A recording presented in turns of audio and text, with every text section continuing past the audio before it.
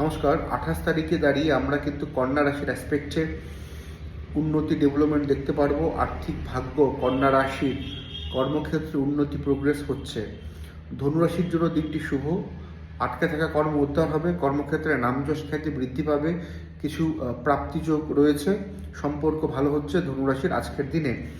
মীন রাশির ক্ষেত্রে আজকের দিনে ঝামেলা ঝঞ্ঝাট কাটবে, সম্পর্ক নিয়ে ভালো হচ্ছে আজকের দিনটি। কিছু অর্থনৈতিক সিদ্ধান্ত সেটা শুভ হতে চলছে, ভ্রমণের যোগ রয়েছে আজকের দিনে। নেগেটিভিটি আমরা 28 তারিখে লক্ষ্য করতে পারবো কর্কট রাশির অ্যাসপেক্টে, মানসিক কষ্ট, দাম্পত্য কলহ, শিক্ষাক্ষেত্রে বাধা। এবং তার পাশাপাশি বৃশ্চিক রাশির জন্য কিন্তু আজকের দিনটি শুভ নয়। বৃশ্চিক রাশির ক্ষেত্রে পারিবারিক কলহ বজায় থাকবে, সাংসারিক অশান্তি, অর্থদণ্ড, বেকারদের ফ্রাস্ট্রেশন বৃদ্ধি, কর্মক্ষেত্রে অরাজকতা।